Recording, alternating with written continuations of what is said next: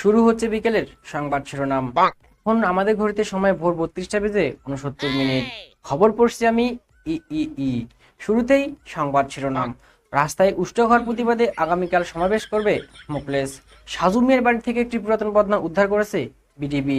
এটা নাকি রাজাকারদের ছিল বলে জানান তারা। ছাকা খেয়ে গান গাইতে শুরু করেছেন হিরো আলম। গান শুনে প্রায় অর্ধশতাধিক মানুষ অজ্ঞান। আমেরিকাকে বোম মেরে উড়িয়ে দিবে বাংলাদেশ, এমন মন্তব্যে পুরো আমেরিকা জুড়ে আতঙ্ক ছড়িয়ে পড়েছে। এদিকে উত্তরপাড়ার আবুলের মেয়ে মিস কুতকুতি বেগমের ফ্রেন্ড রিকোয়েস্ট অ্যাকসেপ্ট না করায় দক্ষিণ পাড়ার আক্কাসের বাড়িতে পারমাণবিক বোমা হামলা করেছে মিস কুতকুতি বেগম। অন্যদিকে সাইকেলের সাথে ধাক্কা খেয়ে একটি ট্রাক বিধ্বস্ত হয়েছে। এই ঘটনায় সাইকেলের চেন পড়ে যায়। এতে করে সাইকেল চালক মতিন ক্ষুব্ধ হয়ে কাল থেকে সারা দেশে 21 ঘন্টা 4 মিনিটের হরতাল ডাক দিয়েছেন।